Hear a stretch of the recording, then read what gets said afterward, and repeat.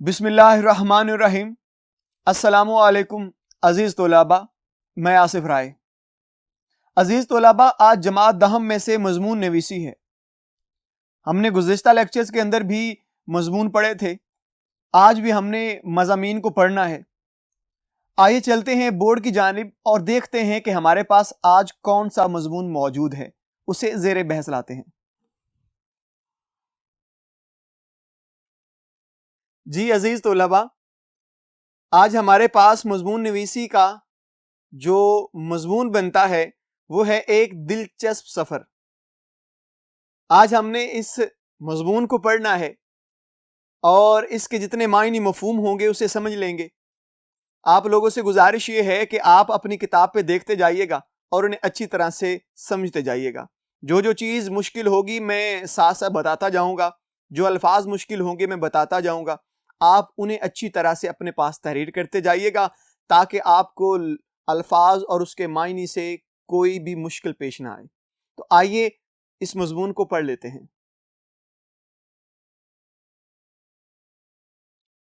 جی عزیز طلباء، ہمارے پاس جو مضمون ہے ایک دلچسپ سفر، اس سفر کو پڑھتے ہیں اور لطف اندوز ہوتے ہیں۔ امید کرتا ہوں کہ آپ بھی یہ سارا سفر سن کر، یہ سارا قصہ سن کر بڑے ہی خوش ہو جائیں گے، کیونکہ یہ بڑا خوبصورت سا قصہ ہے۔ آئیے اس قصے کو پڑھ لیتے ہیں۔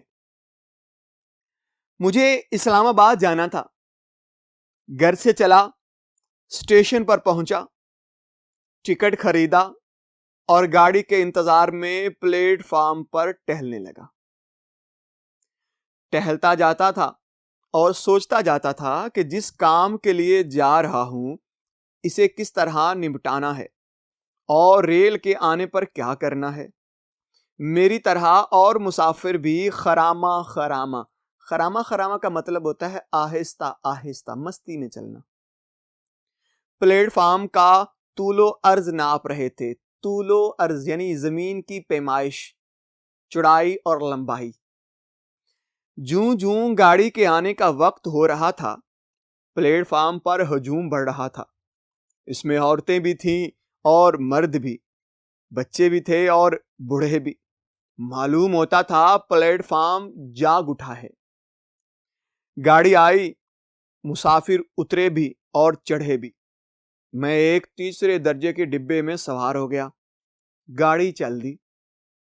مسافر آہستہ آہستہ ایک دوسرے سے شناسا ہونے لگے۔ شناسا کہتے ہیں واقف کار، ایک دوسرے کو جاننے لگے۔ بے تکلفی سی پیدا ہونے لگی۔ راستے کی طوالت یعنی کہ طویل ہونا، لمبا ہونا نے کئی طرح کی گفتگو پیدا کی۔ آخر ایک بوڑھا بولا، یہ میری آپ بیتی ہے، سنیے۔ آپ بیتی کہتے ہیں اپنے اوپر بیتی ہوئی ساری کہانی سنانا، جسے انگلش میں کہتے ہیں آٹو بایوگرافی۔ تو وہ اپنی آپ بیتی اب سنانے لگا ہے۔ میرا گھر اسٹیشن اور شہر سے بہت دور ایک گاؤں میں ہے۔ بچپن ہی میں ماں باپ مر گئے۔ تھوڑی سی زمین تھی، اس کی کاشت کے بدلے ایک کسان نے میری کفالت کا ذمہ لیا۔ کفالت کہتے ہیں کھانے پینے کا بندوبست کرنا۔ وقت گزرتا گیا، میں کھیلتا کودتا جوانی کے شیش محل میں داخل ہوا۔ ایک ہمسائے کی لڑکی جوان اور نیک تھی، اس سے شادی ہو گئی۔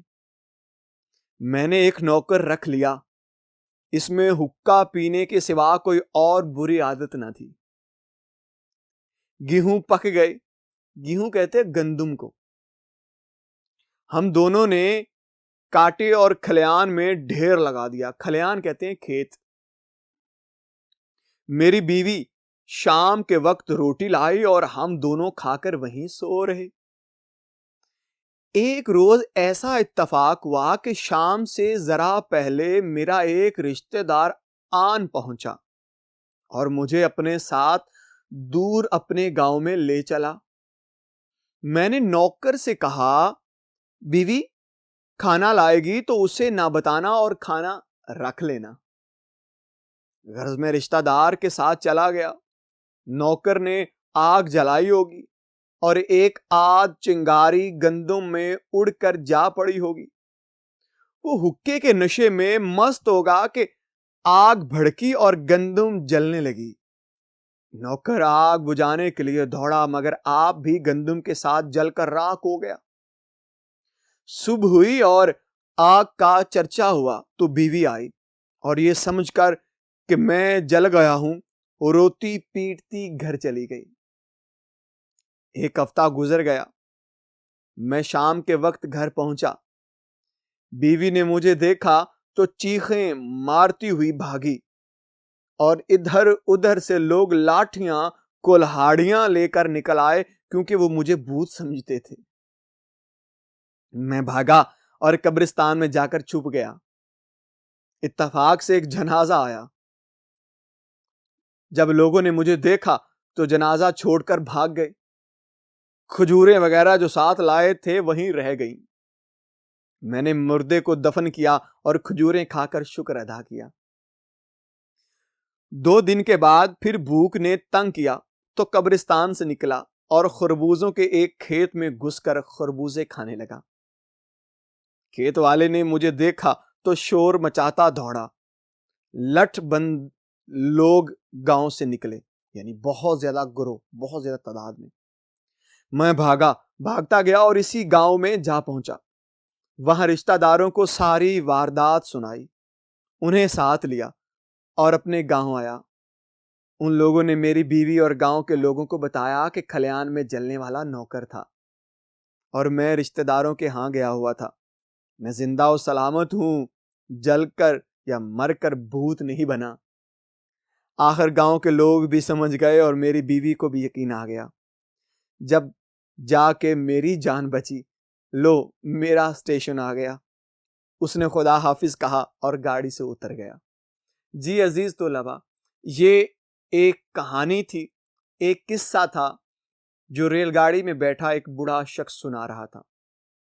عزیز طلباء، یہ جو میں نے آپ کو ایک کہانی سنائی ہے جو آپ کے سلیبس کے اندر شامل ہے، اگر آپ کو لگتا ہے کہ آپ کے پاس کسی اور جگہ پہ پڑھی ہوئی کہانی موجود ہے یا کسی اور کتاب میں آپ نے ایسا کوئی سفر قصہ پڑھا ہے جو ایک دلچسپ سفر ہے، آپ کو لگتا ہے وہ اس سے زیادہ ہے، آپ کو لگتا ہے کہ وہ آسان ہے، آپ اسے بھی کر سکتے ہیں، آپ اسے بھی ذہن نشین کر کے لکھ سکتے ہیں، کیونکہ یہ ایک قصہ ہے، دلچسپ سفر ہے۔